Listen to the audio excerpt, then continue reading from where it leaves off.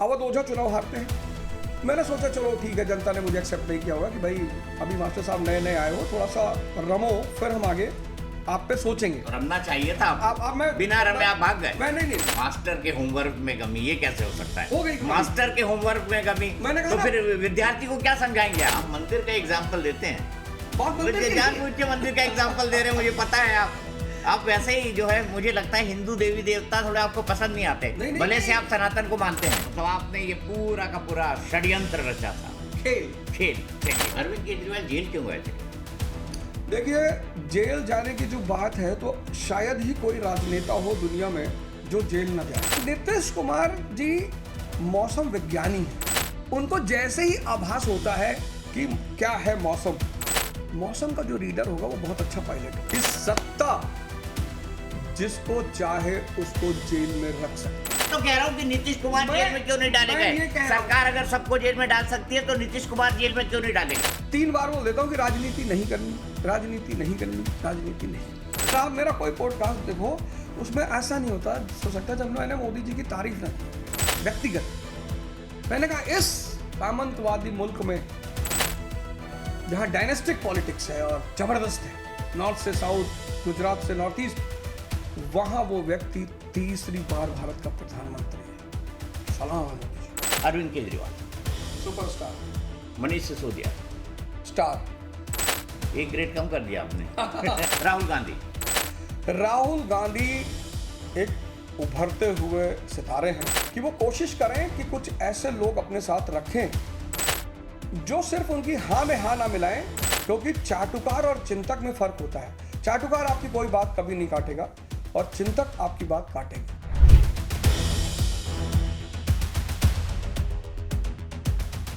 नमस्कार दोस्तों, मैं हूं दीपक चौरसिया और मेरे इस विशेष पॉडकास्ट इंटरव्यू में आपका स्वागत है। आज हम आपको सर से मिलवाने जा रहे हैं। कंफ्यूज मत होइए, ये वो वाले सर नहीं है स्पेशल इंटेंसिव रिवीजन यानी चुनाव आयोग वाले सर जिन पर बड़ा शोर मचा हुआ है। हाँ, ये जरूर बता दूं, वोट चोरी की बात इन्होंने की है, लेकिन उस पर भी बात करेंगे। लेकिन सबसे पहले ये सस्पेंस तो जान लीजिए कि ये सर आखिरकार है कौन। ये सर हैं अवध ओझा सर, और अवध ओझा सर अपने छात्रों में सर के नाम से जाने जाते हैं, इसी नाम से फेमस है, इसलिए बेहतर है उनका स्वागत इसी ढंग से किया जाए। सर, आपका बहुत बहुत स्वागत है। दीपक जी नमस्कार। सबसे पहले आपसे ये जानना चाहता हूँ, सबसे पहले आपने कहा हम दिल दे चुके सनम। आपको फिल्मों का बड़ा शौक है ना? हाँ, बहुत शौक है ना? आपने सबसे पहले कहा हम दिल दे चुके सनम, और किसको दिल दे दिया आपने? आम आदमी पार्टी को। आपको दिया, मुझे नहीं दिया। आपने आम आदमी पार्टी को दिल दिया। फिर आपने कहा उनसे मैंने प्यार किया, ये भी कह दिया आपने, गाने भी गा दिए अच्छे, लेकिन बाद में ये क्यों कहना पड़ा हम आपके हैं कौन? दरअसल दीपक जी ऐसा होता है कि कभी कभी जब आप, 2 चीजें होती हैं, एक होता है प्रैक्टिकल और एक होता है थियरी। जैसे हम किसी भी फील्ड में जाएं, आप ही का फील्ड है, तो जब जर्नलिज्म का लड़का कोर्स करता है और फिर वो फील्ड में आता है तो उसको पता चलता है कि यार थियरी अलग चीज़ है, प्रैक्टिकल अलग चीज़ है। हर जगह ये बात होती है। हमारे यूपीएससी में लड़का जब आईएएस बनता है तो मसूरी में 1 साल ट्रेनिंग करता है, फिर उसको ग्राउंड की ट्रेनिंग एडीएम एसडीएम बनाया था। तो मुझे प्रैक्टिकल एस्पेक्ट ऑफ पॉलिटिक्स बिल्कुल नहीं पता थी, मैं उसमें एकदम अननोन था कि साहब ये चीज़ होती है। अब मार्क्स को पढ़ना और लेनिन को पढ़ना और फिर उतर कर उन चीज़ों को फेस करना। तो जब मैं वहाँ पहुँचा और मैंने राजनीति शुरू की तो 2 घटनाएं घटी। एक तो उसका जो प्रैक्टिकल एस्पेक्ट है वो बड़ा ही प्रेजेंट सिनेरियो में बड़ा नेगेटिव मोड में है। जो प्रेजेंट सिनेरियो, जैसे मैं 1951 की अगर बात करूं तो डॉक्टर कर्पूरी ठाकुर शिक्षक हैं, नाई समाज से हैं, लेकिन उनका ना तो कोई समाज देख रहा है, सिर्फ ये लोग देख रहे हैं कि एक बहुत अच्छे शिक्षक हैं, और वो चुनाव जीतते हैं, बिहार के सीएम बनते हैं, पहले पॉलिटिशियन हैं जो ईडब्ल्यूएस को आर्थिक आधार पर रिजर्वेशन देते हैं। ये 1951 का इंडिया है। लेकिन 2025 के इंडिया में अवध ओझा चुनाव हारते हैं in spite of promising. Awadh Ojha Karpoori Thakur हो गए? नहीं, ऐसा नहीं, मैं नहीं कह रहा हूँ, शिक्षक के बात पे मैं कह रहा हूँ। अवध ओझा चुनाव हारते हैं। मैंने सोचा चलो ठीक है, जनता ने मुझे एक्सेप्ट नहीं किया होगा कि भाई अभी मास्टर साहब नए नए आए हो, थोड़ा सा रमो, फिर हम आगे आप पे सोचेंगे। तो रमना चाहिए था आपको। बिना रमे आप भाग गए। मैं नहीं, मैं बात करता हूँ आपसे। फिर जब बिहार का चुनाव हुआ और डॉक्टर केसी सिन्हा चुनाव हार गए, वो मेरे लिए एक बड़ी शॉकिंग बात थी। और सिर्फ डॉक्टर केसी, 70 किताबें लिखी है उन्होंने।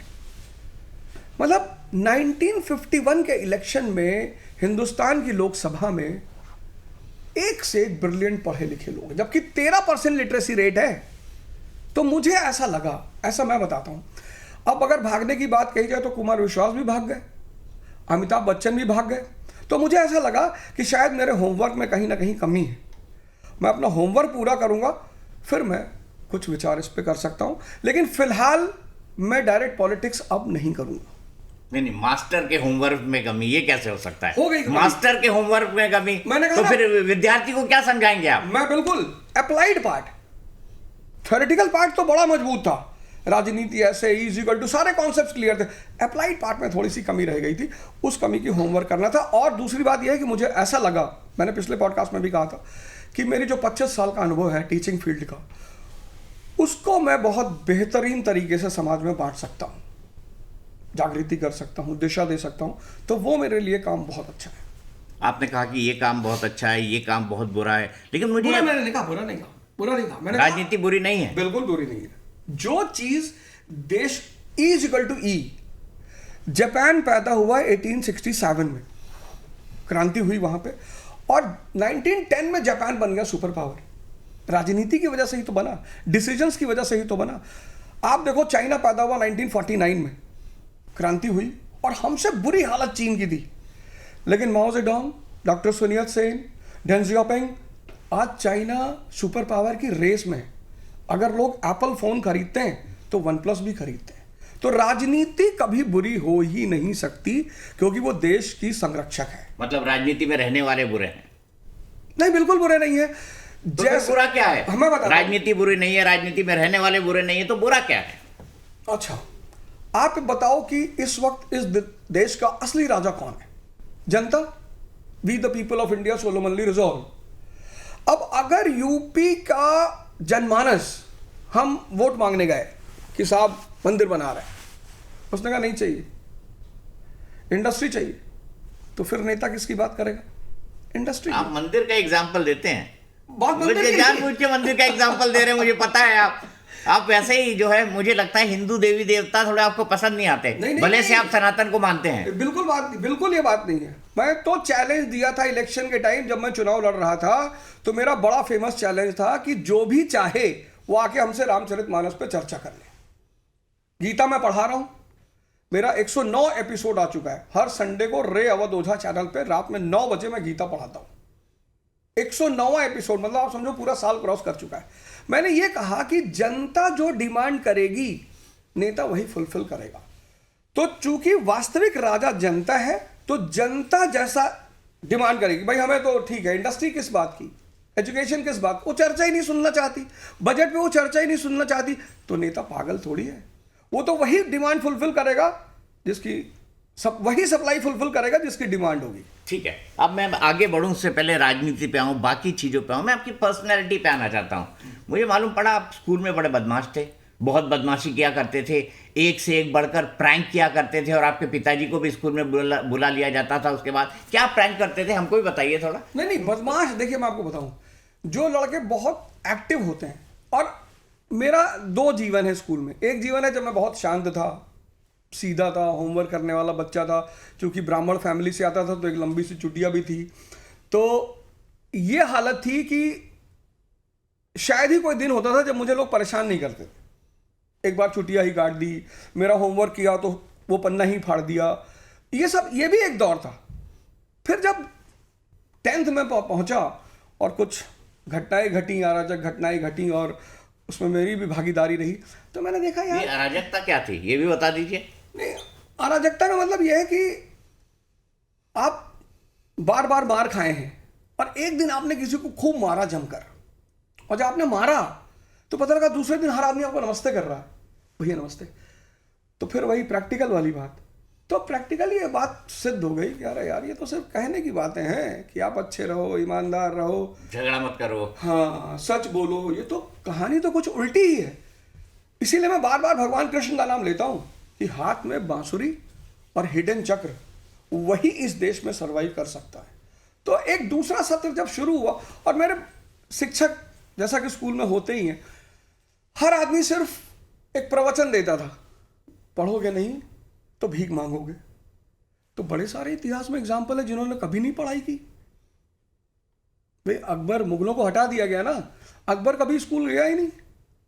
1556 में 1 इंच जमीन नहीं है उसके पास, 1556 में, और 1605 तक पूरे भारतीय सब कॉन्टिनेंट पे कब्जा है।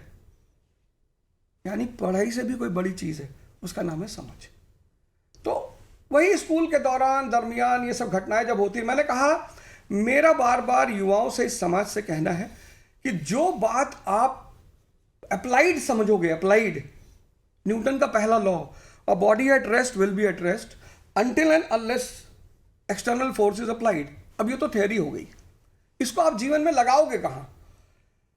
आप म्युनिसिपल कॉर्पोरेशन के ऑफिस पहुंचे और बाबू 5 हफ्ते से आपकी फाइल नहीं टच कर रहा है, तो फाइल इज एट रेस्ट, और फिर आपने 5,000 रुपये रख दिए फाइल में, एक्सटर्नल फोर्स अप्लाइड हो गया। जब तक एजुकेशन नॉलेज में कन्वर्ट नहीं होगी, मतलब समझ में, तब तक समाज को उसका कभी फायदा नहीं मिलेगा। तो स्कूल में बड़ी अच्छी ट्रेनिंग रही, बड़ा अच्छा ज्ञान मिला, समझ विकसित हुई। जैसे हमारे एक छोटी सी घटना मुझे याद है, हमारे फादर प्रिंसिपल थे, तो वो आए, बोले कि वो, उनको पता नहीं, मुझसे बड़ा प्यार था, तो बोले कि 12th में mister Ojha you will not be allowed to sit in the board examination. मैंने क्यों सर? बोले यार 30% अटेंडेंस, हम नहीं जाने देंगे आपको। ठीक है सर, कोई बात नहीं, मैंने तो यूपी बोर्ड से भी फॉर्म भर रखा है, वहां से दे देंगे सर। तो बोले कर नहीं पाओगे कुछ जिंदगी में। मैंने कोई नहीं सर, अगर आप ही डिसाइड करते हो तो कुछ नहीं कर पाएंगे। दूसरे दिन अटेंडेंस रजिस्टर ही गायब हो गया। ये आपने किया था? अब पता नहीं, लेकिन बड़े लंबे समय तक उनका शक मेरे ऊपर रहा।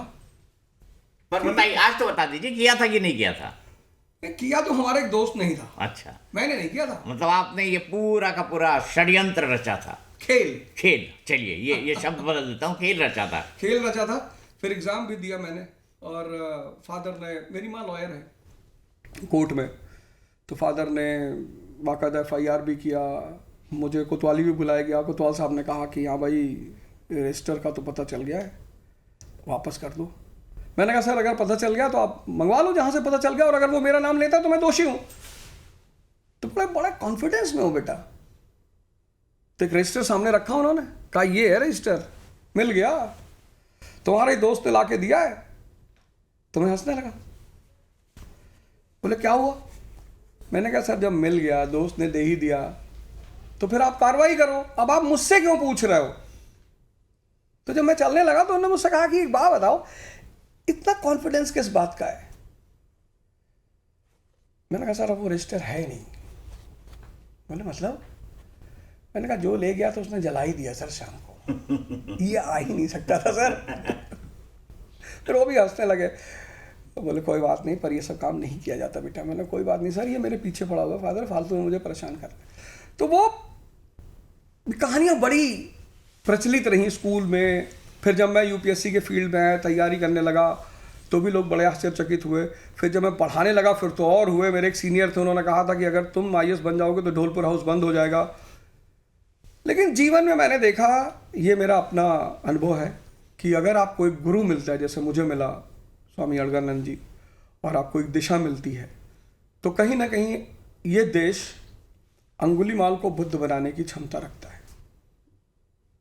बिल्कुल, आपने सही कहा, अच्छी बात है। लेकिन फिर मैं आपसे कहूँगा, आऊँगा उस मुद्दे पर, लेकिन अब मैं आपसे जानना चाहता हूँ, ऐसा क्यों होता है कि UPSC में फेल होने वाले लोग ही, जो पूरी सफलता नहीं पा पाते, वही UPSC पढ़ाने लगते हैं, वही UPSC के एस्पिरेंट्स तैयार करने लगते हैं? ऐसा क्यों?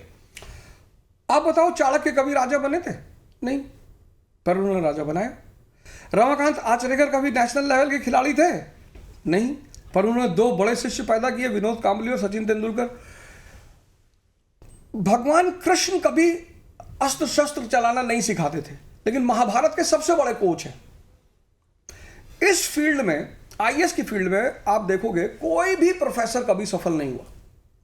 जैसे हमारे माजिद हुसैन सर थे, ज्योग्राफी की करीब 30 किताबें उन्होंने लिखी थी, पर वो इस फील्ड में कभी सक्सेस, सारे ज्योग्राफी के टीचर उन्हीं की किताब से पढ़ाते थे।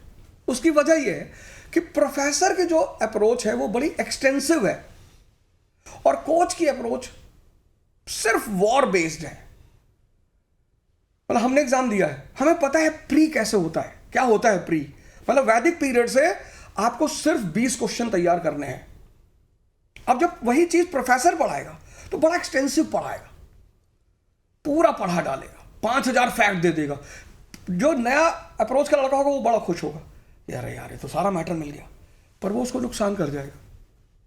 जो कोच होगा, जो जिसने इस एग्जाम को दिया है, जो यहाँ फेल हुआ है, उसको पता है कि भीष्म पितामह को कैसे मारना है, शिखंडी को खड़ा कर देना है, उसको पता है कर्ण को कैसे मारना है, उसको पता है द्रोणाचार्य को कैसे मारना है। यही चीज इन हारे हुए लोगों को एज दे देती है, अनुभव।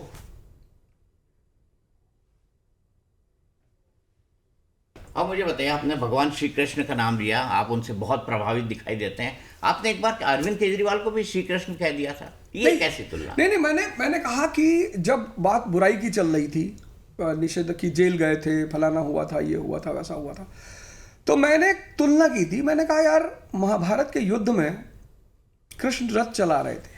मैंने उनसे ये थोड़ी कहा था कि अरविंद केजरीवाल जी भगवान कृष्ण है।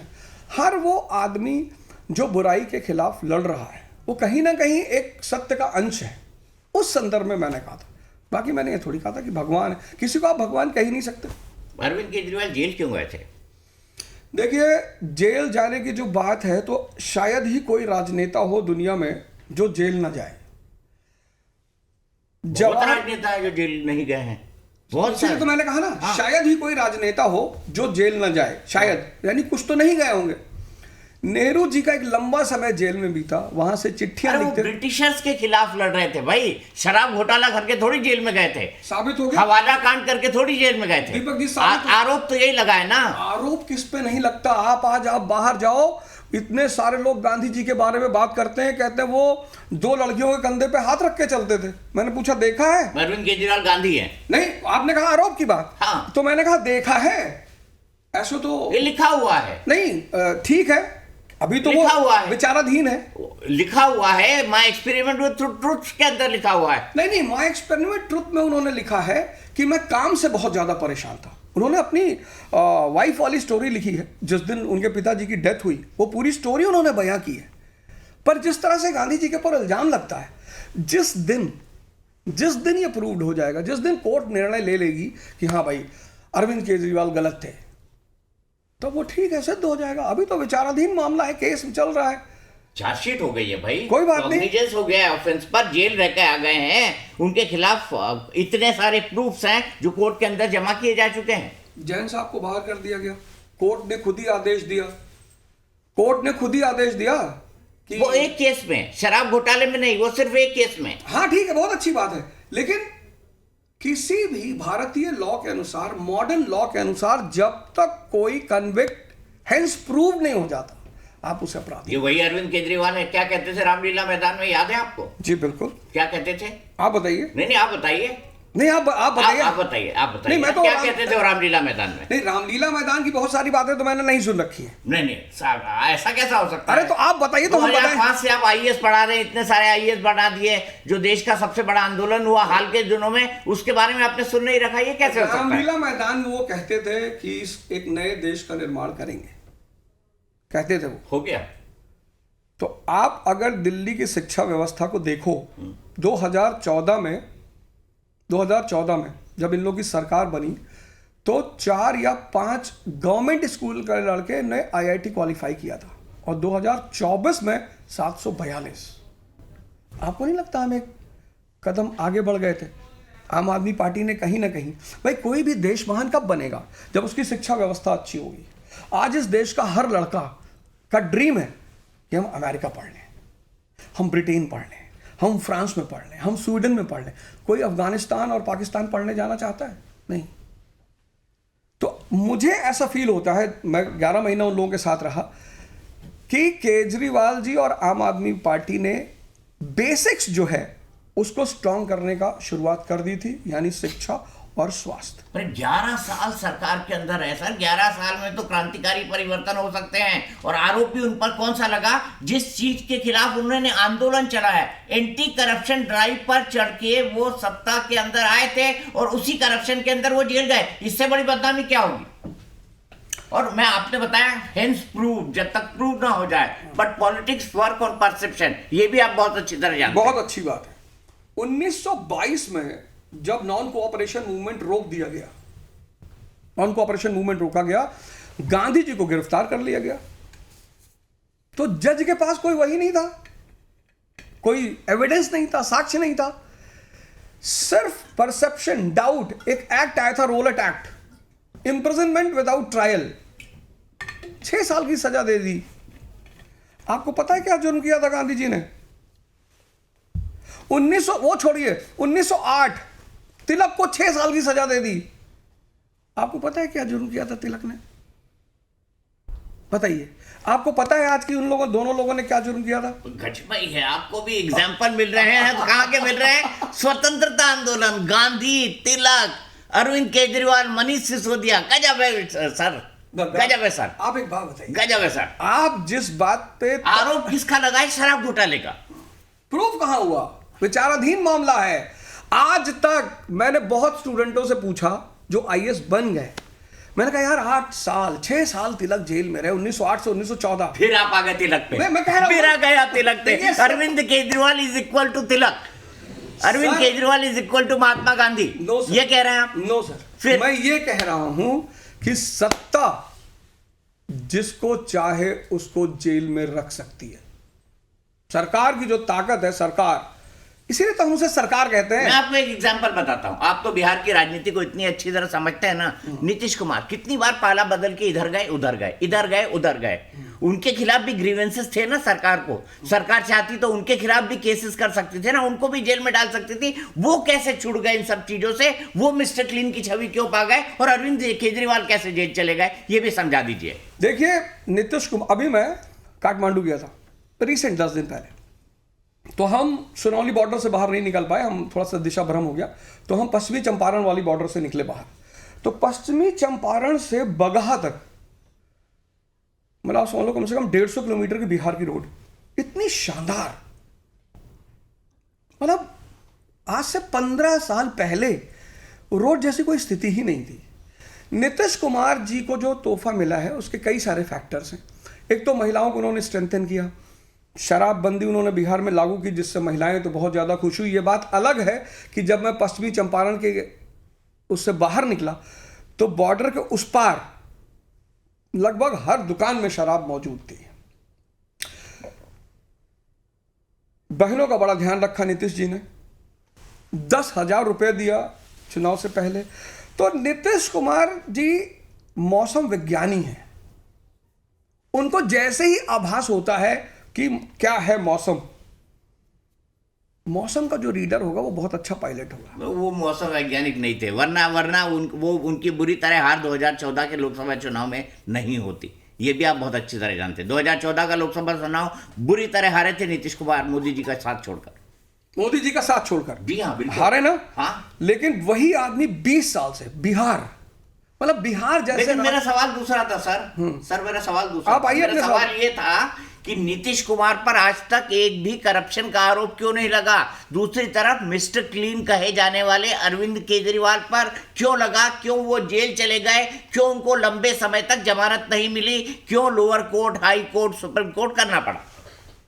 आपने कहा ना किसी को भी सरकार जेल में डाल सकती है, तो नीतीश कुमार के जेल में डालने के लिए भी बहुत 5 पॉइंट्स थे। सोनम वांगचुक का नाम सुना है आपने? हाँ, मैंने सुना है, बहुत अच्छी तरह सुना। वो भी अपराधी है क्या? मैं कोई टिप्पणी नहीं करता हूँ, लेकिन क्यों नहीं करते? अरे दीपक जी, आपको करना है तो मैं बोलता हूं उनके ऊपर एक ऐसा आंदोलन चलाने का आरोप लगा जिसमें कई लोगों की जान गई और उन्होंने उसको प्रोवोक किया। अगर एक स्टेटमेंट बताइए जरा आप, जब उन्होंने प्रोवोक किया। किसी भी हीरो को डिफेंड करने के लिए अगर लोग सड़क पर उतरते हैं, वो प्रोवोकेशन नहीं है। मतलब सोनम वांगचुक है। आप कंपेयर, आपने कहा, मैंने नहीं कहा, मैं तो कह रहा हूं कि नीतीश कुमार जेल में क्यों नहीं डाले गए? सरकार अगर सबको जेल में डाल सकती है तो नीतीश कुमार जेल में क्यों नहीं डाले गए? मैं ये कह रहा हूं सोनम वांगचुक ने ऐसा क्या कर दिया है कि सरकार उनको जेल में रखे हुए है, और नीतीश कुमार जी ने ऐसा क्या? भाई नीतीश जी मिस्टर क्लीन है, सरकार के साथ है। जिस दिन वो सोनम वांगचुक या अरविंद केजरीवाल जी जैसे मुखर होकर सरकार की आलोचना करने लगेंगे। इंडिया गठबंधन बनाया तो उन्होंने मोदी जी के बारे में क्या नहीं बोला? नीतीश कुमार ने क्या नहीं बोला? फिर जब आ गए ना, फिर घर में आ गए ना, घर में आ गए वो एक अलग बात है, पर मैं आपको बता रहा हूँ ना मैं आपको बता रहा हूँ कि उनके ऊपर उनको जेल में डाला क्यों नहीं गया। अगर सरकार किसी को भी जेल में डाल सकती है मुखर विरोध के बावजूद भी। अरे ऐसे तो आप देखें तो ओवैसी साहब को भी जेल में नहीं डाला गया।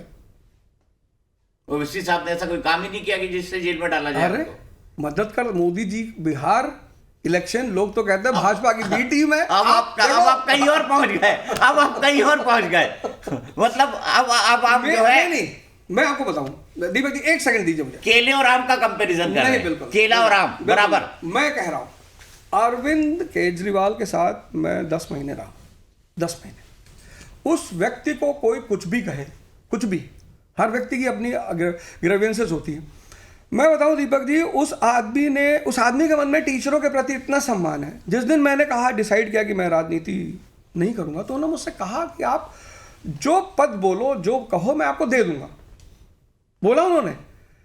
मैंने कहा सर बड़ा नुकसान हो जाएगा मेरा। और मैंने उनसे, मेरी सौभाग्य से मेरे उनसे बड़ी लंबी लंबी बातें हुई। मतलब एक विजनरी आदमी, पढ़ा लिखा, अच्छा, जिस आदमी के मन में एक कल्पना है अच्छे भारत की, कि जैसे मैंने देखा हिस्ट्री में 1787 में अमेरिका स्लम एरिया है। वही अमेरिका जो 1787 में स्लम एरिया, जो ऊपर पट्टी है, वही अमेरिका 1945 में वर्ल्ड पावर है। तो कहीं ना कहीं नेताओं की विजन की वजह से तो बना होगा। अब तो मैं राजनीति में नहीं हूं, तो मेरे लिए तो सब बराबर है, वो चाहे अरविंद केजरीवाल हो, चाहे नरेंद्र मोदी जी हो, कोई भी हो, सब बराबर। लेकिन मैं अरविंद केजरीवाल की निकल रही है। नहीं, देखिए आप मुझे बात बताइए, दिल की बात जुबान पे आ रही है। हाँ, नहीं, अगर कोई भी चीज, भाई मेरा एक बड़ा प्यारा तथ्य ऑब्जर्वेशन, मैं जब भी उनसे मिलने गया तो उन्होंने कभी, उनके जो पीएस वगैरह थे, जैसे मैंने उनसे कहा कि यार सर से मिलना, तुरंत एक दिन मैंने उनसे पूछा, बोले यार देखो ऐसा है ना, एक बड़ा प्यारा डायलॉग उन्होंने बोला कि विनाश और निर्माण, प्रलय और निर्माण शिक्षक के गोद में होता है। और मैं तो आपकी गीता की वीडियो सुनता हूँ, हिस्ट्री की वीडियो सुनता हूँ, तो मुझे बड़ा अच्छा लगता है। तो जब व्यक्ति ने मेरे साथ सारे अच्छे काम किए, एक अच्छा विजन, बातें कि साहब ये करना, ऐसे करना, तो मैं क्यों उस आदमी के विरोध में बोलूंगा? मैं क्यों बोलूंगा? क्यों ही बोलूंगा मैं? लेकिन इतनी तारीफ मत करिए कि कहीं कल बीजेपी में जाना तो दिक्कत हो जाए। देखिए, अगर मुझे ऐसा थोड़ा सा भी आभास होता कि मुझे बीजेपी में जाना है, तो आप समझ लीजिए मेरा स्टैंड बिल्कुल अलग होता। मुझे राजनीति, दीपक जी, मैं आपके मन से कर रहा हूं, आजीवन नहीं करनी ही नहीं है। क्योंकि जानते हैं सबसे बड़ा दर्द टीचर के लिए क्या है? उसका बोलना बंद हो जाए। अगर टीचर का बोलना, जैसे आप पत्रकार हैं, आप बोलते हैं खुल के, अगर कल आप राजनीति में आ जाए, किसी भी पार्टी में आ जाए, तो आप एक फ्रैक्शन लोगों के लोग हो जाएंगे। आपको एक फ्रैक्शन वाला सुनेगा, बाकी कोई नहीं सुनेगा। टीचर को, पत्रकार को, ऐसा मेरा मानना है, उसको एक्टिव पॉलिटिक्स से दूर रहना चाहिए। अभी दीपक चौरसिया 150 करोड़ की आवाज है, पूरे भारत की आवाज है। लेकिन जैसे आपने पॉलिटिकल पार्टी ज्वाइन की, आप 10% की आवाज बन जाओगे, आप 15% की आवाज बन जाओगे, आप 20% की आवाज बन जाओगे। तो इसलिए टीचर और पत्रकार को इनसे बचना चाहिए। मुझे एक बात बताइए, आप एक बार इंटरव्यू दे रहे थे मेरे ख्याल से बीबीसी को, और आपको इंटरव्यू देते देते रोक दिया गया था। तो ये कैसी राजनीति है जिसमें फ्रीडम ऑफ एक्सप्रेशन को ही दबाया जा रहा है? हाँ, बड़ी अच्छी बात। वो उस वक्त भी मैंने ये बात कही थी कि जिन लोगों ने रोका, वो इंटरव्यू कितना प्यारा चल रहा था। मतलब हमने बाद में बड़ी कोशिश की कि भाई पता करो कौन लोग हैं। वो मेरे ख्याल से कुछ बड़े अति उत्साही नए लोग थे। आप अगर मुझसे जले हुए क्वेश्चन नहीं करोगे तो किस बात की पत्रकारिता? या मैं ही हूं या कोई भी हो, तो वो मेरे ख्याल से रेगुलर कार्यकर्ता नहीं थे या कोई जिम्मेदार आदमी नहीं था। तो उन्होंने गलती की। इंटरव्यू के बीच में कहां से आ गए थे अगर जिम्मेदार आदमी नहीं थे तो? नहीं, कार्यालय में तो बड़े सारे टाइप के लोग रहते हैं। आप हर आदमी के पास तो एडमिट कार्ड होता नहीं कि ये फला पद पे, फला पद पे। तो अब किस आदमी ने रोका ये पता करना, फिर उसमें बड़ी भीड़ थी तो पता ही नहीं चला किस आदमी ने रोका। बाकी मुझे लग रहा था कि अरविंद जी ने मुझसे खुद कहा कि यार इंटरव्यू बहुत अच्छा चल रहा था, उसको रोकने की क्या जरूरत थी। मैंने कहा सर मैंने तो रोका ही नहीं। तो फिर आपने इंटरव्यू खत्म किया कि नहीं किया, या बीच में ही छोड़ दिया? नहीं, खत्म किया, पूरा इंटरव्यू दिया, पूरा इंटरव्यू। देखिए, अगर आप मुझसे कोई सवाल पूछेंगे, अब तो मैं बिल्कुल मुक्त हूँ, रिलैक्स। अगर मुझे आपके किसी सवाल का जवाब नहीं पता होगा, मैं आपको तुरंत बोल दूंगा सॉरी हमको नहीं पता। कोई सर्वज्ञानी थोड़ी है। तो अच्छी बात है, सवाल जवाब चलते रहना चाहिए। सर आप हमेशा कहते हैं कि आप नॉन वेजिटेरियन नहीं है, वेजिटेरियन नहीं है, आप मौकाटेरियन है, बिल्कुल। है ना? साहब बीबी और गैंगस्टर का ये इस डायलॉग है, डायलॉग से मैं बहुत प्रभावित हूँ। बहुत प्रभावित है। बिल्कुल। तो मौकाटेरियन तो बीजेपी में जा सकता है, क्या दिक्कत है? नहीं, मौकाटेरियन राजनीति, दीपक जी, राजनीति करनी ही नहीं। मैंने कहा ना, 150 करोड़ लोगों का बन के रहना है, 10% का नहीं, 15% का नहीं।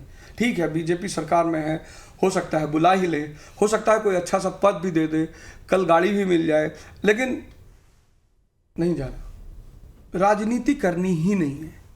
एक फ्रैक्शन ऑफ पॉपुलेशन का, आपको मैं बताऊं बड़ी छोटी सी घटना, जिस दिन मैंने संन्यास की घोषणा की, मतलब कम से कम 100 ऐसे मैसेज है जो बड़े मार्मिक मैसेज है कि सर बहुत अच्छा किया सर, आप अपना काम करिए सर, आप योग करा रहे, ध्यान करा रहे, पढ़ा रहे, हम लोग को बहुत फ़ायदा हो रहा है सर, तो आप प्लीज़, आपने बहुत अच्छा निर्णय लिया है। और मुझे लगता है कि बिल्कुल वो एकदम बहुत अच्छा निर्णय है। लेकिन क्या क्या ले गया था आपको राजनीति के अंदर, जिससे आपको 10 महीने के अंदर ही बिल्कुल मोह भंग हो गया? क्या ले गया था आपको राजनीति के अंदर? हाँ, एक इच्छा थी। मेरे जो गुरु हैं अड़गड़ानंद महाराज, उनके गुरु थे परमहंस जी। तो परमहंस जी को दोबारा जन्म सिर्फ इसलिए लेना पड़ा क्योंकि उनकी 2 इच्छाएं शेष रह गई थी, एक गांजा पीने की, एक शादी करने की। इच्छा काया, इच्छा माया, इच्छा जग उपजाया, इच्छा जब तक शेष है जन्म है। तो एक बड़ी उत्कंठा थी कि राजनीति करनी है, चुनाव लड़ना है। वो इच्छा पूरी हो गई, वो इच्छा पूरी हो गई। अब कसम से? अब कोई इच्छा नहीं, कसम से? हाँ हाँ, आज खा जाइए कसम। कसम, आप कुछ भी कहिए, है ही नहीं। मतलब 3 बार बोल देता हूँ कि राजनीति नहीं करनी, राजनीति नहीं करनी, राजनीति नहीं। वैसे 3 तलाक बैन है आजकल।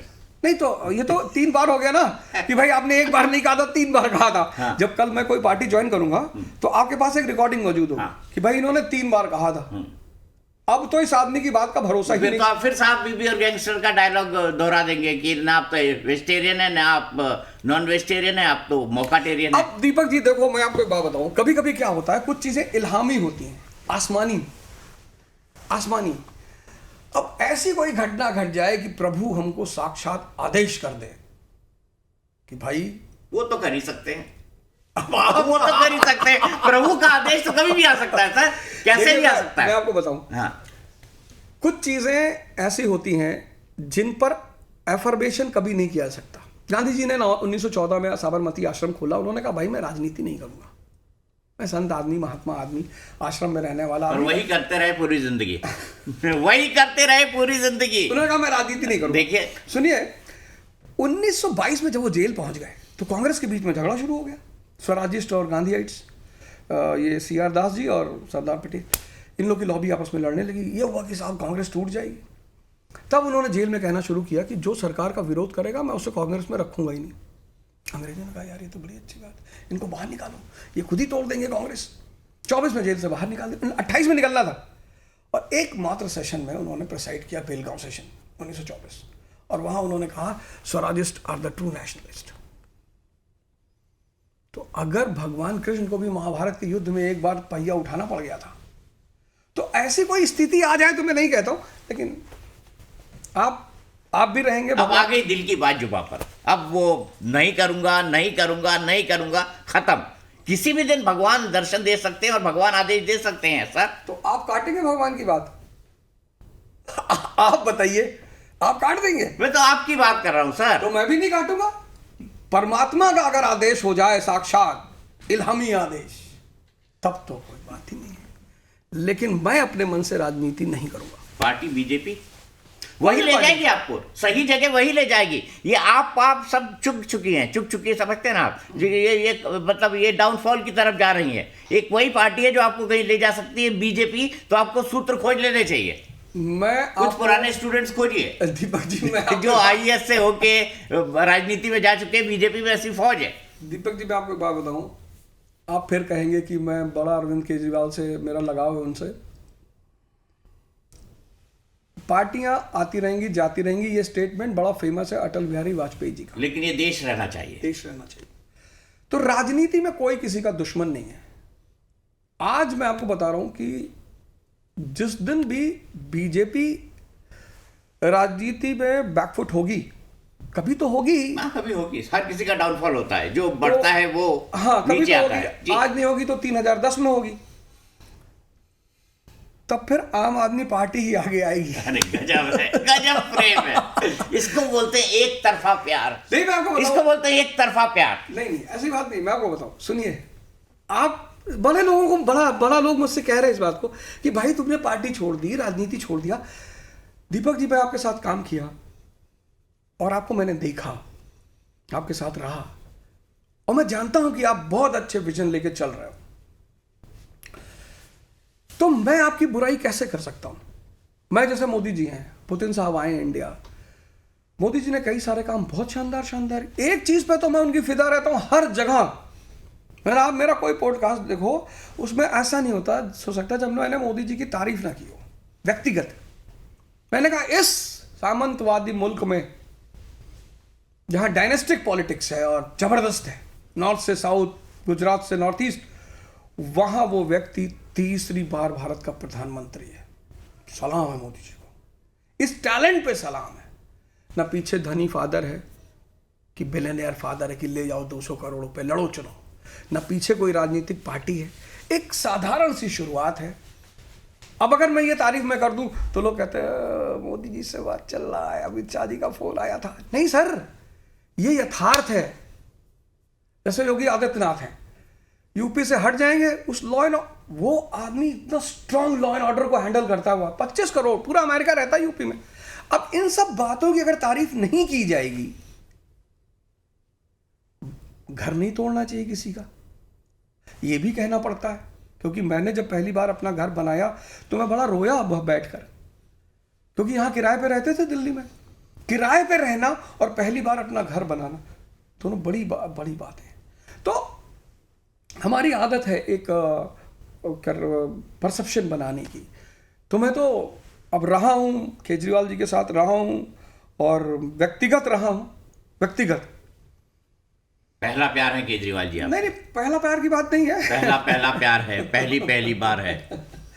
नहीं, एक बहुत ही आगे का गाना याद नहीं आ रहा, लेकिन गाना बहुत शानदार है। पहला प्यार है, पहली बार है। मेरे ख्याल से मैंने प्यार किया का गाना है शायद। हाँ, मैंने प्यार किया, सलमान खान और उसकी भाग्यश्री की फिल्म। बिल्कुल। जान के भी अनजाना ऐसा मेरा यार है। तो है केजरीवाल जी ऐसे? नहीं, अच्छा, जान के भी अनजाने हैं। बहुत अच्छा। उन्होंने मुझको मैसेज किया था कि यार बहुत लोग पार्टी में आए, बहुत लोग पार्टी में गए। मुझे इस बात का कभी दुख नहीं हुआ क्योंकि ये सब चलता रहता है, बट फर्स्ट टाइम आपके जाने का मुझे दुख है। पर best of luck for your future endeavours. और ठीक है, खुश? हाँ, बहुत खुश, बहुत। बोलने को मिलना चाहिए, बस बोलना बंद, जीवन खत्म। अच्छा, मुझे बताइए, आप हिंदू देवी देवताओं के खिलाफ क्यों हैं? क्यों उनके खिलाफ? एक एग्जांपल बताइए। नहीं, बताइए ना आप आपने कई बार इस्लाम को बेहतर बताया, इस्लाम को बेहतर ढंग से एक्सप्लेन भी किया और हिंदू देवी देवताओं का मजाक उड़ाने की भी कोशिश की। तुलसी हर नाम सुधा तज, सठ हठ पियत विषय विष मांगे। आप कुछ का अर्थ पता है? नहीं, मुझे नहीं। हाँ, बताइए, आप इतने बड़े पत्रकार हैं। तुलसी हर नाम सुधा तज, सठ हठ पियत विषय विष मांगे। तुलसीदास की एक ऐसी लाइन है, सिर्फ एक लाइन, मैं आपको उनकी 10-15 लाइनें सुना सकता हूं। इस्लाम की तारीफ करने से हिंदू धर्म कम नहीं होता। अब मेरी बात बताइए, जब मैं संडे को 9 बजे रात में गीता पढ़ाता हूं, मैं कुरान तो नहीं पढ़ा रहा हूं, मैं गीता पढ़ा रहा हूं ना। तो अगर हिंदू धर्म के मैं खिलाफ होता तो पिछले 1.5 साल से मैं गीता क्यों पढ़ाता? मैं तो कुरान पढ़ाता।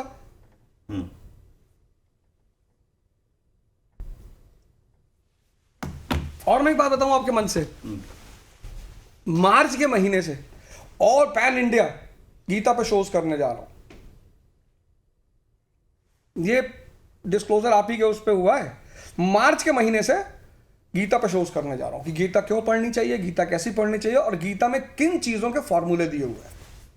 थोड़ा हमको भी बताइए, किन किन चीजों के फॉर्मूले? हमारे देश की जो सबसे बड़ी खोज है, जैसे पश्चिम फेमस है आइंस्टीन के लिए, सिगमंड फ्रॉइड के लिए, ऐसे भारत फेमस है बुद्ध के लिए, भगवान राम के लिए, भगवान कृष्ण के लिए। तो भारत की जो सबसे बड़ी खोज है वह है द्विज का सिद्धांत। द्विज मतलब दोबारा जन्म। एक जन्म मां देती है जब व्यक्ति इंद्रियों पे जीता है, सिद्धार्थ। और एक जन्म गुरु देता है जब व्यक्ति अपने चेतना पे आ जाता है, बुद्ध। यही फॉर्मूला जो सच्चिदानंद का फॉर्मूला जिसे कहते हैं, ये गीता देती है। जैसे आपने लादेन की इंजीनियरिंग की उपलब्धियों का जिक्र किया, आपने कहा कितना महान इंसान था लादेन। हाँ, बड़ा अच्छा बात आपने कहा। हम ट्विन टावर इवेंट से पहले जब हम दुनिया से कहते थे कि साहब आतंकवाद से हम परेशान हैं, तो पता है दुनिया क्या बोलती थी? हाँ, इसका तो मैं प्रत्यक्षदर्शी रहा हूँ, क्योंकि दुनिया में उस वक्त घूम रहा था और ट्विन टावर ब्लास्ट के ट्विन टावर में जो हुआ था उसके बाद में 1 महीना अमेरिका से रिपोर्ट भी कर रहा था। तो उससे पहले दुनिया कहती थी no it's not terrorism, it's a local unrest, ये टेररिज्म नहीं है। लेकिन जब ट्विन टावर का हमला हुआ तब अमेरिका ने कहा कि the world is facing the menace of terrorism, ये दुनिया आतंकवाद के श्राप से ग्रसित होती जा रही है। तो जो काम हम दुनिया को समझा रहे थे कि साहब आतंकवाद एक बहुत बड़ी समस्या बनता जा रहा है, उस आतंकवाद का अंतर्राष्ट्रीयकरण किया उसामा बिन लादेन ने। हमारे लिए फायदेमंद हुआ कि नहीं हुआ? तो दुनिया के लिए तो नुकसानदेह था। उस हमले के अंदर न जाने कितने भारतीय मारे गए थे। यही बात तो हम मेरी कह रहे जहां थे। तक जानकारी है 1980 से हम यही बात तो कह रहे थे। भारत यही तो चिल्ला रहा था कि साहब ये पाकिस्तान प्रायोजित आतंकवाद है, साहब ये पाकिस्तानी।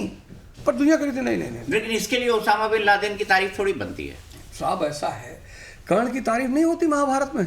कर्ण और उसामा बिन लादेन, आप फिर कहाँ आप कंपैरिजन आप कर रहे हैं? तारीफ की बात कर रहे हैं। आप कहाँ कंपैरिजन कर रहे कभी हैं? विलन। कर्ण और उसामा बिन लादेन कौन सा कंपैरिजन है? अरे महाराज, आप हमसे कह रहे हैं ये कद्दू और अंगूर का कंपैरिजन है आप कि फिर- कद्दू और अंगूर एक समान है। आप मेरी बात नहीं समझ रहे हैं। आप ये बताइए, आप मेरी बात नहीं समझ रहे हैं। आप बताइए, विलन कभी कभी बड़े अच्छे काम कर जाते हैं। नहीं, समाज में विलन तो होना ही चाहिए ना। अगर समाज कंस में नहीं विलन हो, और- क्यों नहीं? अगर कंस नहीं होगा तो कृष्ण कैसे महान बनेंगे? अरे दीपक जी, आप कैसी बात कर रहे हैं? कंस पैदा करने की बात कर रहे हैं, राम राज्य की बात भाजपा कर रही है, और आप कह रहे हैं समाज में कंस होना चाहिए। आप उस राम राज्य नहीं, से नहीं, प्रभावित आप- है। देखिए वो जो राम राज्य की बात कह रही है, राम राज्य भी तभी आया जब रावण का वध हुआ और उसके बाद वो मर्यादा पुरुषोत्तम बने। उससे पहले भी कोई राम मर्यादा पुरुषोत्तम नहीं थे। वो सिर्फ एक राजकुमार थे जो जंगल में गए थे। जब जंगल से वो वापस आए, 14 साल का उनको वनवास हुआ, उसके बाद वो मर्यादा पुरुषोत्तम बने। आप एग्री करेंगे इस बात से? नहीं करेंगे। अगर रावण नहीं होता तो क्या राम होते? जब राम रहेंगे तो रावण रहेगा ही नहीं। और ये बात सच है। ये बात लेकिन और भाजपा के शासन में कंस बिल्कुल नहीं हो सकता और ना रावण होगा। आप इस बात को दीपक जी मानिए। मेरे कहने का तात्पर्य सिर्फ इतना है कि हम जिस चीज का प्रयास कर रहे थे कि दुनिया समझे कि आतंकवाद एक खतरा है, उसको उसामा बिन लादेन ने बहुत आसानी से सिद्ध करवा दिया। चलिए, मान लिया आपकी बात, तर्क के तौर पर मान लिया। अब मैं आगे बढ़ता हूँ। अब ज्यादा वक्त मैं आपका ना लूँ, लंबा इंटरव्यू हो गया है, बहुत लंबा मैं करना नहीं चाह रहा हूँ। मैं सबसे पहले कुछ नाम लूंगा आपके सामने, आपके मन में जो आए उनके बारे में आपको बोलना है ना? अरविंद केजरीवाल, सुपरस्टार। मनीष सिसोदिया, स्टार। एक ग्रेड कम कर दिया आपने। चलिए अगले चलते हैं। प्रधानमंत्री नरेंद्र मोदी, महामानव। ये उलाहना में है या? आप अपने से क्यों लगा रहे? आप मुझसे टर्म पूछ रहे, मैं बता रहा हूं। अब ये तो दुनिया अपने हिसाब से लेगी ना। अमित शाह, सशक्त। इसके बाद मैं चलता हूं, अगला नाम सबसे इंटरेस्टिंग है, उस पर मैं 2 सवाल भी आपसे पूछूंगा। राहुल गांधी। राहुल गांधी एक उभरते हुए सितारे हैं, उभरते हुए। उनका भविष्य बहुत अच्छा है। बस मैं आपके मन से एक बात उनसे कहूंगा कि वो कोशिश करें कि कुछ ऐसे लोग अपने साथ रखें जो सिर्फ उनकी हाँ में हाँ ना मिलाएं, उनको बहुत सारी बातों पर उनको टोकें भी। क्योंकि चाटुकार और चिंतक में फर्क होता है। चाटुकार आपकी कोई बात कभी नहीं काटेगा और चिंतक आपकी बात काटेगा। तो अगर ऐसे लोगों को वो अपने साथ रखेंगे जो उनको टोकें, उनकी बात काटें, तो उनका भविष्य अच्छा हो सकता है। जो लोग राहुल गांधी को जानते हैं वो ये कहते हैं कि वो ऐसे लोग चाहते ही नहीं। तो नहीं चाहते तो फिर हुई है वही जो राम रच राखा। ये तो मेरा फर्ज था कहना कि भाई आप, क्योंकि चिंतक, जैसे आप चिंतक हैं तो आप नहीं करेंगे ना। आज जैसे आपने मुझसे कोई राय दी कि साहब ये मत करिए, मैंने कर दिया, या आपसे कहा दीपक जी मत करिए। इतिहास में बहुत 2 राजा बहुत अच्छे हैं, राहुल जी को आप कट भेज दीजिएगा। 2 राजा बहुत अच्छे इतिहास में, और एक है मोहम्मद बिन तुगलक, जिसने भी उसको राय दी उसने उसको मरवा दिया, भीख मांगा वो। दूसरा है औरंगजेब, जिसने राय दी उसको जेल में उठा के बंद कर दिया, अपने ही बेटे को जेल में उठा के बंद कर दिया, शाह आलम को। उसने बड़ी अच्छी राय दी थी कि ये साउथ में क्यों जाना अब्बा, ये बीजापुर गोलकुंडा एक तरफ, मराठा एक तरफ, दोनों को लड़ाएंगे, और जब ये मराठा बीजापुर गोलकुंडा को मार डालेंगे, हम मराठों को मार डालेंगे, दक्षिण पे कब्जा। 12 साल बेटे को जेल में रखा। लेकिन 2 राजा ऐसे हैं जिन्होंने योग्य लोगों को अगल बगल रखा और उनकी बातें सुनी। एक चंद्रगुप्त विक्रमादित्य, 9 रत्न थे उनकी दरबार में, और एक अकबर, अशोक भी, सम्राट अशोक भी, मोगालीपुत्र उसका एडवाइजर है। तो इतिहास हमें सिखाता ही तो है। तो अगर नहीं सुनेंगे तो जो हाल मोहम्मद बिन तुगलक का हुआ वही उनका हो जाएगा। मैं आपसे ये जानना चाहता हूँ, अगला नाम मैं आपके सामने रखना चाहता हूँ, वो है प्रशांत किशोर। प्रशांत किशोर जी और उनका जनसुराज बिहार का भविष्य बन सकता है। जैसे मुझसे कई लोगों ने कहा बिहार में कि अरे अरविंद केजरीवाल वाला केस था तो लोग थोड़ा सा सोचे कि कहीं ये भी अरविंद केजरीवाल के रास्ते पर जा रहे हैं। हमने कहा अरविंद केजरीवाल को जानते हो क्या? नहीं। हमने गांव में 10 लोगों की शादी हुई, एक औरत भाग गई, तो फिर किसी की शादी ही नहीं होगी। प्रशांत किशोर और जनसुराज कहते हैं परसेप्शन। हाँ, इसी को कहते हैं, इसी को तोड़ना है इस देश में। इसी को कहते हैं कि अरविंद केजरीवाल ने जो कमाया वो गंवा दिया है। नहीं, वो खैर उस पर बाद में आएंगे। प्रशांत किशोर और जनसुराज ये बिहार का भविष्य बन सकता है, और उन्होंने बड़ा अच्छा काम किया, बहुत अच्छे अच्छे लोगों को टिकट दिया, अच्छे लोगों को अवसर दिया। उन्होंने इस बात पे ध्यान नहीं दिया कि कौन जीतेगा कौन हारेगा। तो उनकी जो मैनिफेस्टो है और उनका जो काम करने का तरीका है वो आने वाले समय में बिहार की जनता को समझ में आएगा, और उनका भविष्य अच्छा है। कोई बात नहीं, एक आध झटका खा गए पर भविष्य अच्छा है। एक आध झटका है, बहुत बड़ा झटका खाया, आपको ऐसा नहीं लगता? देखिए मैं आपको बताऊं, अभी हमारी बहनें वर्ल्ड कप जीत के आई। हरमीत कौर जी कैप्टन थी, उनके नेतृत्व में जीत के आई पहली बार। मतलब वो जो लास्ट वाला कैच आपने देखा है, वो कैच जॉन्टी रोड्स भी नहीं पकड़ सकता था, वो जो लास्ट वाला कैच था।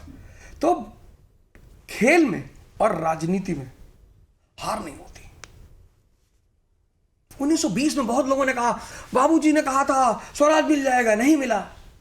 पर गांधी जी को पता था कि मास अवेकनिंग की शुरुआत हो चुकी है। तो स्वराज कब मिला? 1947 में, पूर्ण स्वराज। तो राजनीति में यही है कि प्रशांत किशोर जी ने वो स्प्राउट्स लगा दिए। अब वो स्प्राउट कब प्लांट बनेगा, कब ट्री बनेगा, ये समय बताएगा। ठीक है, आपने मतलब स्प्राउट्स लगा दिए हैं, प्लांट बनेगा, ट्री बनेगा। अभी तो जो है मुरझा गया है वो, आपको ऐसा नहीं लगता? नहीं, मुरझाया नहीं है, बिल्कुल नहीं मुरझाया है। एक्सेप्टेंस है। कितना वोट मिला है परसेंटेज? 3.4% ऐसे के आसपास उनको वोट भी मिला है। और 2 लोग ऐसे रहे उनके जिनकी शायद जमानत नहीं जब्त हुई है।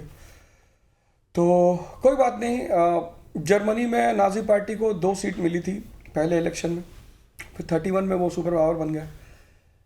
नहीं, जर्मनी में नाजी पार्टी को 14 सीट मिली थी, जनसंघ को 2 सीट मिली थी पहले इलेक्शन में, और आज बीजेपी को, अब बीजेपी। और आज आप देखो बीजेपी एक स्ट्रांग रूलिंग पार्टी है। तो राजनीति में ये सब चीज़ें चलती रहती, कोई बहुत बड़ी बात। दो आपको मैं वो बताता हूँ, 2 अलग अलग पॉइंट बताता हूँ आपको। एक, प्रधानमंत्री का ये आप जो गमछा पहने हुए ना उसको हिलाना, और दूसरा राहुल गांधी का तालाब में कूद जाना। दोनों में किसके पब्लिक इंडिकेशंस बेहतर थे? आप कैसे एनालाइज करेंगे इनको? देखिए, इमोशन एक बहुत प्यारा फैक्टर होता है। जैसे प्रधानमंत्री जी ने कई बार भोजपुरी बोलने की कोशिश की।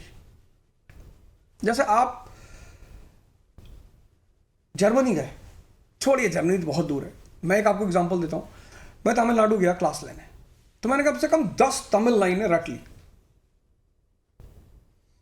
और जब मैं क्लास में पहुंचा, जैसे ही मैंने उनको बोलना शुरू किया, लड़के ताली बजाने लगे।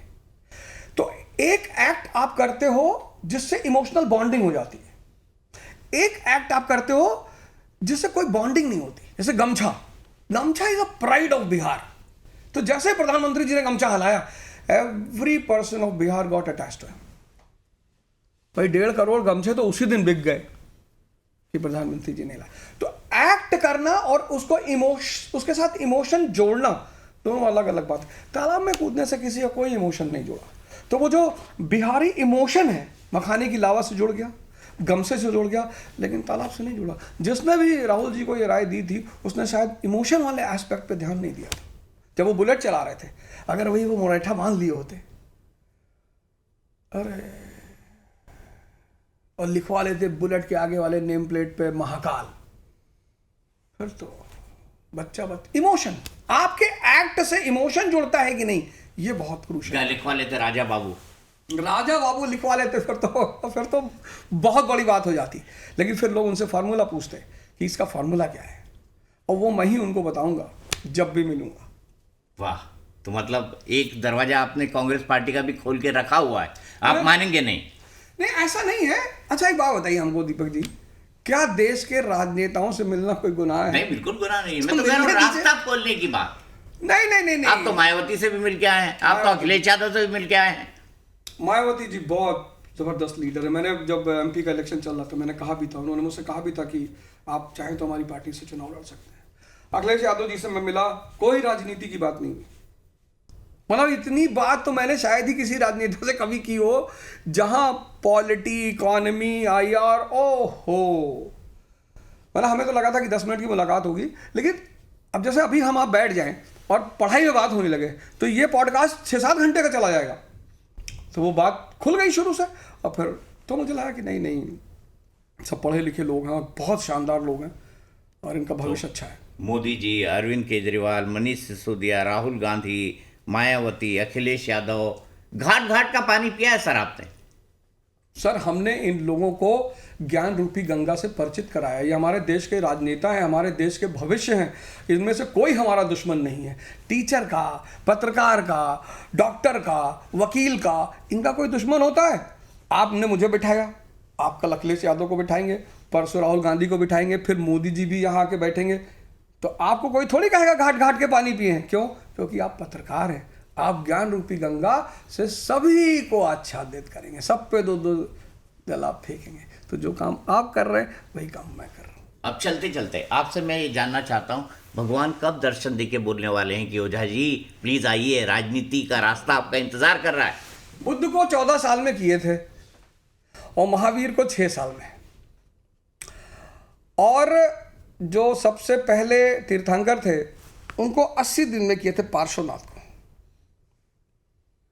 अब 3 डेडलाइन है अब 3 डेडलाइन है, 80, 6, 14। तो प्रभु की इच्छा, वो हो सकता है कल ही कर दे, तो कल कर देंगे। तो भाई अनंत सिंह जी कहे नहीं कि भाई किसी ने उनसे पूछा कि नीतीश जी CM बनेंगे, अरे बोल कल हो जाए नीतीश कुमार, तो हम काहे जिम्मेदारी लें। तो अब प्रभु की इच्छा हुई है वही जो राम रचना का। तो हम भी चाहते हैं कि होई है वही, और हम चाहते हैं आपको बहुत सारी शुभकामनाएं दें आपके आने वाले जीवन के लिए। भूल चूक लेनी देनी, पॉडकास्ट में अगर मैंने कोई ऊंची नीची बात कर दी हो तो उसके लिए जो है मैं पहले से ही कह देता हूँ, भूल चूक लेनी देनी। लेकिन अच्छा लगा आपसे बात करके। मैं काश ये चाहता कि ये बातचीत चलती ही रहती, यूं ही चलती रहती, और हम इसको 2 घंटे, 3 घंटे, 4 घंटे, 5 घंटे, 6 घंटे। लेकिन मैं आपसे अभी से एक एडवांस बुकिंग कर लेता हूँ कि एक दिन हम और बैठेंगे और राजनीति से इतर विषयों पर बात करेंगे जिसमें राजनीति की कोई बात हो ही ना। जीवन पर बात करेंगे, दर्शन पर बात करेंगे, आदमी के कर्तव्य क्या क्या हैं उस पर बात करेंगे, हम अपनी फंडामेंटल राइट्स की बात करेंगे और फंडामेंटल ड्यूटीज की भी बात करेंगे। तो सर अवध ओझा इस खास पॉडकास्ट में आज के लिए मेरे साथ इतना ही। सर को बहुत बहुत धन्यवाद। और साथ ही साथ मैं आपको ये भी कह दूं कि अब अपने पॉडकास्ट में मैं धीरे धीरे अन्य हस्तियों को भी अपने साथ मिलवाता रहूँगा, बुलवाता रहूँगा, ताकि हमारा ये इंटरेक्शन लगातार बना रहे।